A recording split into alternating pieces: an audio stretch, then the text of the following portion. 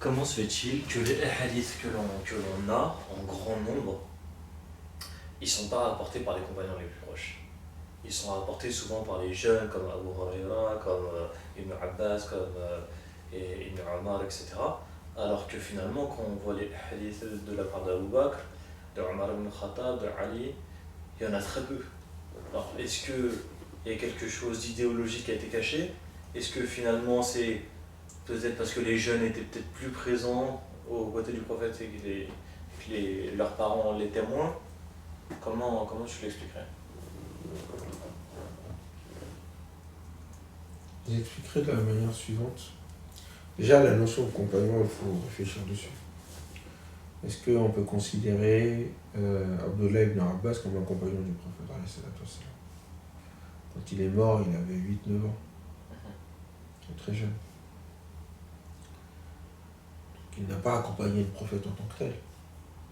C'est ça qui est le plus étonnant en fait. Donc, on ne peut pas le considérer comme un compagnon. Mais dans la vision très très large des gens du hadith et aussi des gens de la sunna, on considérait que quelconque a vu le prophète en étant croyant, même une seconde,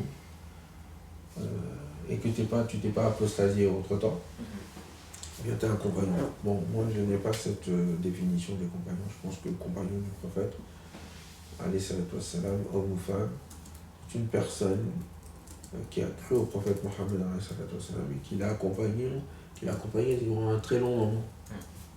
Bon, le très long moment, est-ce que c'est 1 an, est-ce que c'est 2 ans, est-ce que c'est 3 ans, est-ce que c'est toute la mission? Ça, il y a des divergences. Ça, c'est un premier élément. Deuxième élément, en fait, les compagnons les plus proches du prophète, qui étaient les plus âgés, ne parlaient très peu, n'aimaient pas trop parler de hadith parce qu'ils craignaient de se tromper dans ce qu'ils disaient et donc d'avoir des péchés, et avaient pour priorité de ne pas détourner par leurs propos rapportés les gens du Coran. Ils ne voulaient pas que les gens se préoccupent d'autre chose que du Coran. De toute façon, on a des hadiths où Omar lui-même demande à deux de ses compagnons, Abu Moussa al-Ash'ari et je ne sais pas si c'est Mu'adh, j'ai oublié, où il les accompagne et il leur dit savez-vous pourquoi est-ce que je vous accompagne à pied? Il dit parce qu'on est les compagnons du prophète. Il dit oui. Il dit je vous conseille, vous allez trouver des gens là-bas dont la lecture du Coran est semblable à un bourdonnement des seins d'abeilles. Il est toujours en train de le réciter. Il dit ne les en détournez pas par les hadiths. Et s'ils viennent vous voir pour raconter et rapporter des hadiths, dites-leur que Rama nous a interdit. Donc ça veut dire que les anciens parlaient peu, ne racontaient pas des hadiths. Les plus jeunes avaient moins ce scrupule, parce qu'ils ont pris le temps, en fait. Ce sont ceux qui sont restés plus longtemps après. Donc qui étaient les plus jeunes, qui sont restés plus longtemps, qui ont vécu un certain nombre de temps. Donc, c'était mieux à même à beaucoup plus parler, à beaucoup plus s'exprimer sur un hadith qu'ils ont entendu ou qu'ils ont entendu d'autres compagnons. Ouais.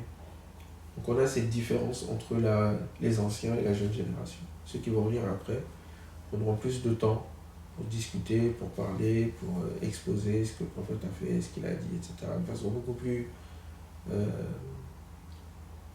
diffuse et profusionnelle, je ne sais pas si le terme existe. Il fait super nuit les amis là. Donc, il fait même pas nuit, c'est presque l'heure du famille, on est tous claqués.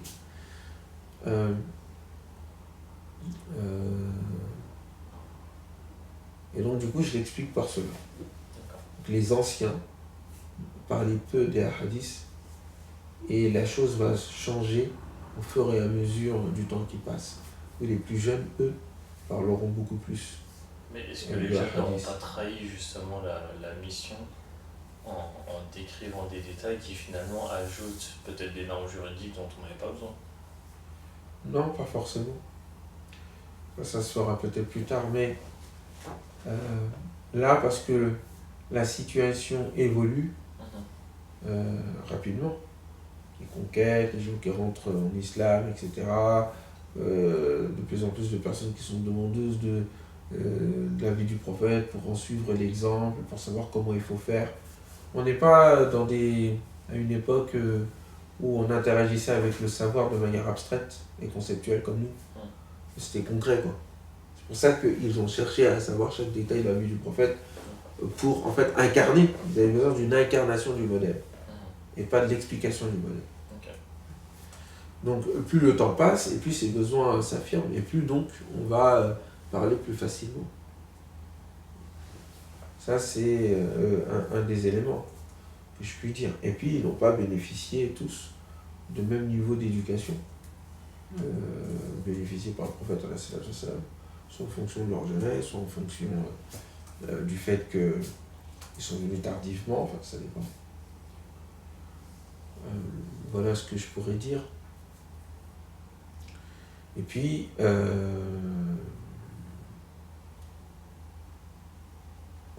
ce que je peux dire pour l'instant. Il y a d'autres choses à dire, mais on attendra ça pour nous.